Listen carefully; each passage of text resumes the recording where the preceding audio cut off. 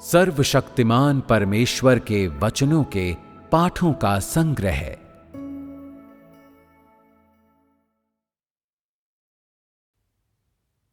संपूर्ण ब्रह्मांड के लिए परमेश्वर के वचन। अध्याय 12।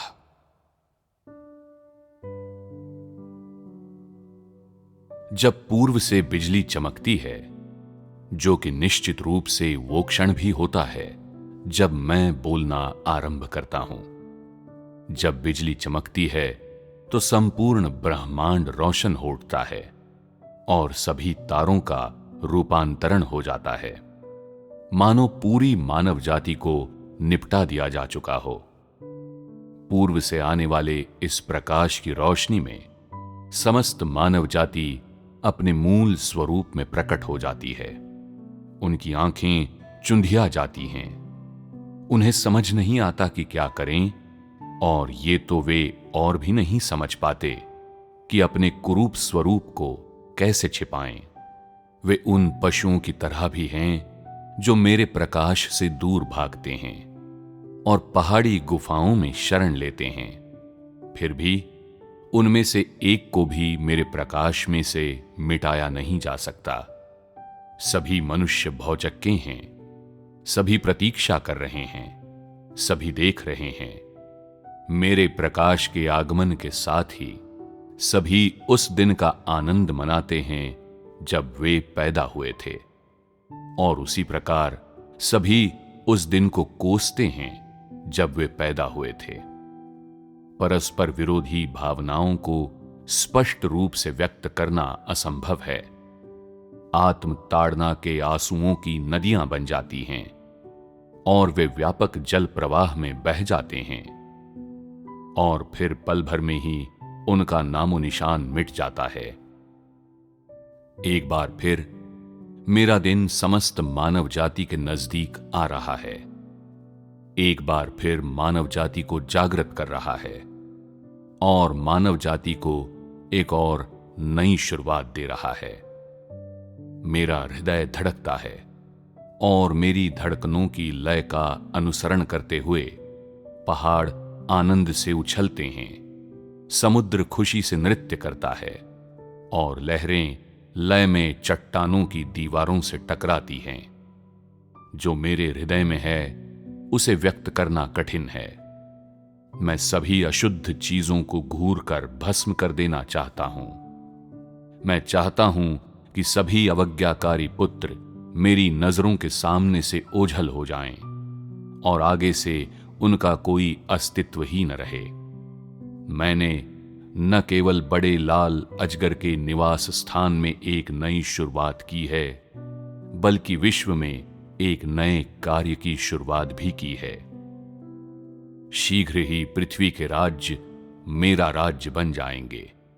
शीघ्र ही पृथ्वी के राज्य मेरे राज्य के कारण हमेशा के लिए अस्तित्वहीन हो जाएंगे, क्योंकि मैंने पहले ही विजय प्राप्त कर ली है, क्योंकि मैं विजयी होकर लौटा हूं।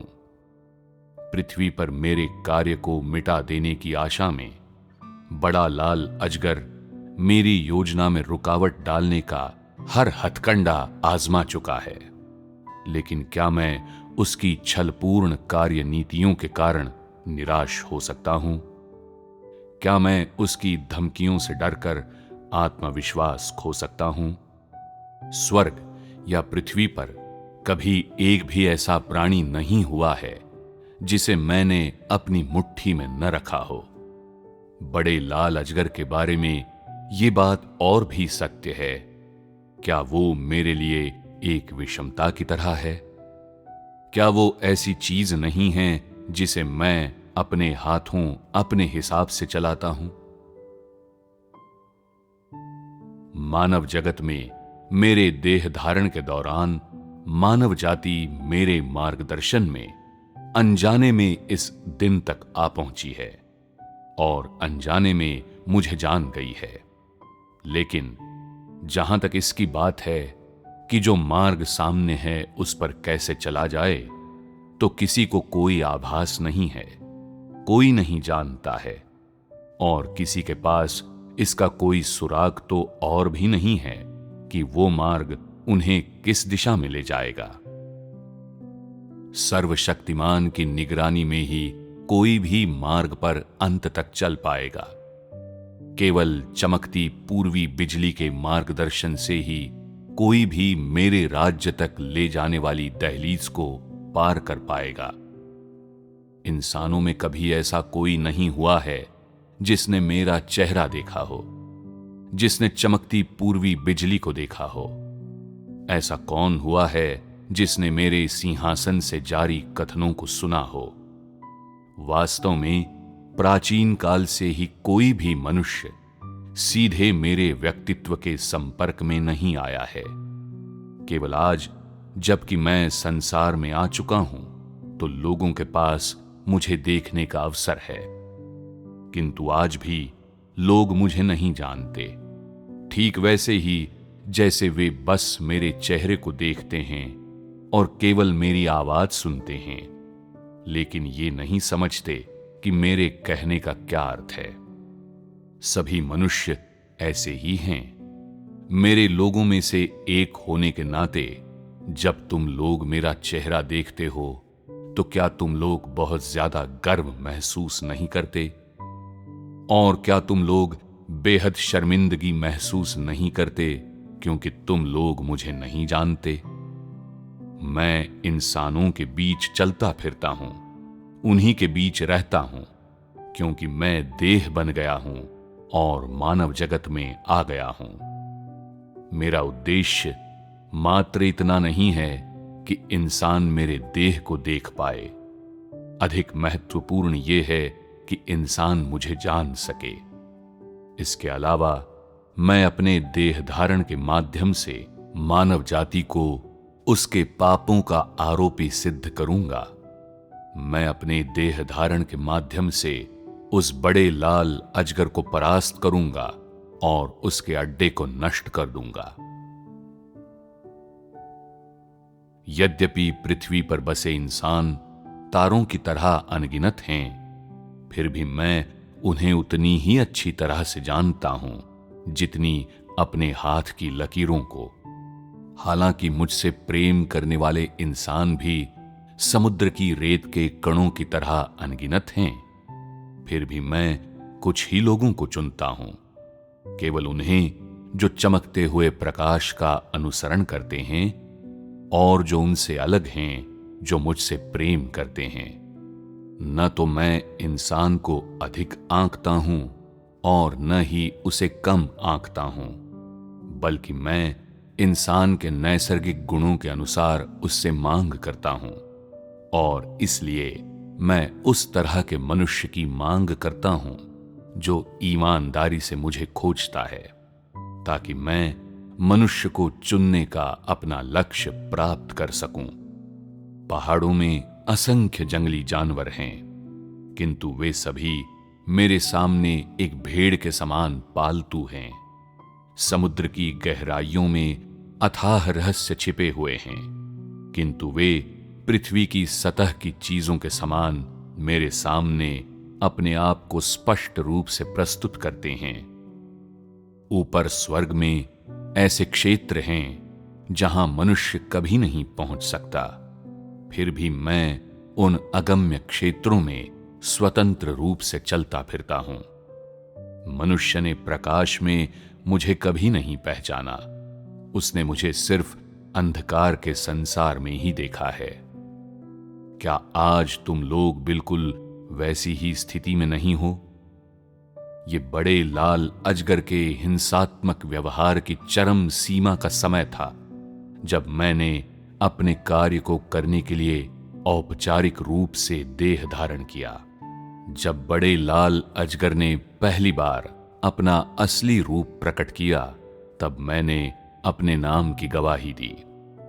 जब मैं मनुष्यों के मार्गों पर चलता फिरता था, तब एक भी प्राणी, एक भी व्यक्ति चौंक कर नहीं जागा। इसलिए जब मैंने मानव जगत में देह धारण किया तो किसी को भी पता नहीं चला, किंतु जब मैंने देह में अपना कार्य करना आरंभ किया, तब मानव जाति जाग उठी और मेरी गरजती हुई वाणी से अपने स्वप्नों से चौंक कर बाहर आई और इसी क्षण से मेरे मार्गदर्शन में उन्होंने अपने जीवन का आरंभ किया। अपने लोगों के बीच मैंने एक बार फिर से नया कार्य आरंभ कर दिया है। ये कहना कि मेरा कार्य पृथ्वी पर समाप्त नहीं हुआ, इस बात को दिखाने के लिए पर्याप्त है कि मेरे जिन लोगों के बारे में मैंने बोला था, वे लोग ऐसे लोग नहीं हैं जिन्हें मैं दिल से चाहता हूं, लेकिन फिर भी कुछ को मैं अभी भी उन्हीं में से चुनता हूं। इससे ये स्पष्ट हो जाता है कि मैं न केवल अपने लोगों को देहधारी परमेश्वर को जानने में सक्षम बना रहा हूं, बल्कि उन्हें शुद्ध भी बना रहा हूं। मेरी प्रशासनिक आज्ञाओं की कठोरता के कारण लोगों का एक बहुत बड़ा भाग अभी भी मेरे द्वारा निष्कासित किए जाने के खतरे में है। जब तक तुम लोग स्वयं से निपटने का, अपने शरीर को वश में लाने का हर प्रयास नहीं करते, जब तक तुम लोग ऐसा नहीं करते, तब तक तुम लोग निस्संदेह एक ऐसी वस्तु बनोगे जिससे मैं घृणा करता हूं और जिसे मैं अस्वीकार करता हूं, जिसे नरक में फेंक देना चाहिए। ठीक वैसे ही जैसे पौलुस ने सीधे मेरे हाथों से ताड़ना प्राप्त की थी, जिससे बचने का कोई रास्ता नहीं था। क्या तुम लोगों ने मेरे वचनों से कुछ समझा है?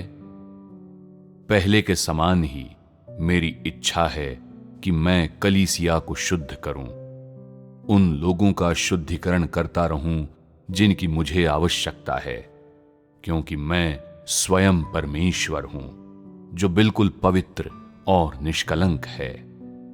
मैं अपने मंदिर को न केवल इंद्रधनुष के रंगों से रंग बिरंगा बनाऊंगा, बल्कि इसकी बाहरी सजावट से मेल खाती भीतरी सजावट के साथ बेदाग ढंग से स्वच्छ बनाऊंगा।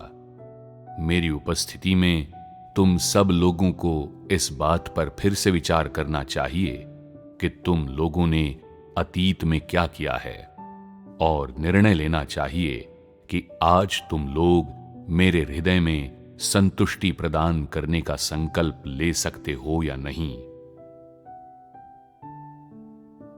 बात सिर्फ इतनी नहीं है कि मनुष्य मुझे मेरी देह में नहीं जानता, उससे भी ज्यादा ये कि वो देह में निवास करने वाले निज रूप को भी समझने में असफल रहा है। कई वर्षों से मनुष्य मेरे साथ एक मेहमान की तरह व्यवहार करते हुए मुझे धोखा देते आ रहे हैं। कई बार उन्होंने मुझे अपने घर के दरवाजे पर रोक दिया है। कई बार उन्होंने मेरे सामने खड़े रहकर मुझ पर कोई ध्यान नहीं दिया है। कई बार उन्होंने दूसरे लोगों के बीच मेरा परित्याग किया है।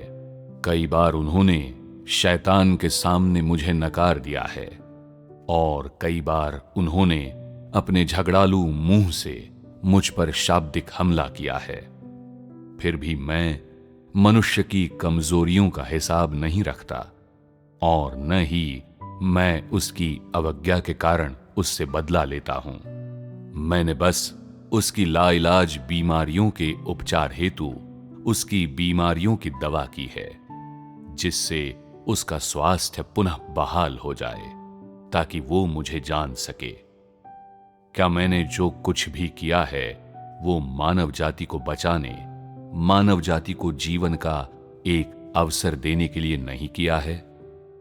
मैं कई बार मनुष्यों के संसार में आया, किंतु चूंकि मैं अपने व्यक्तित्व में संसार में आया था, इसलिए मनुष्य ने मुझ पर कोई ध्यान नहीं दिया। जिसको जो सही लगा उसने वैसा किया। हर कोई अपने लिए मार्ग खोजता रहा। वे नहीं जानते कि स्वर्ग के नीचे हर एक मार्ग मेरे हाथों का रचा ही है।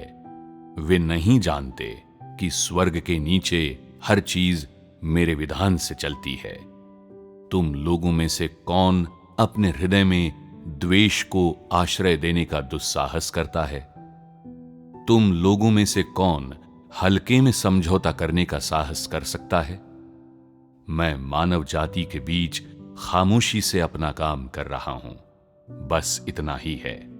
यदि देह धारण की अवधि में मुझे मनुष्य की कमजोरी के प्रति सहानुभूति नहीं होती, तो संपूर्ण मानव जाति एकमात्र मेरे देह धारण के कारण बुरी तरह से भयभीत हो गई होती और परिणाम स्वरूप रसातल में गिर गई होती।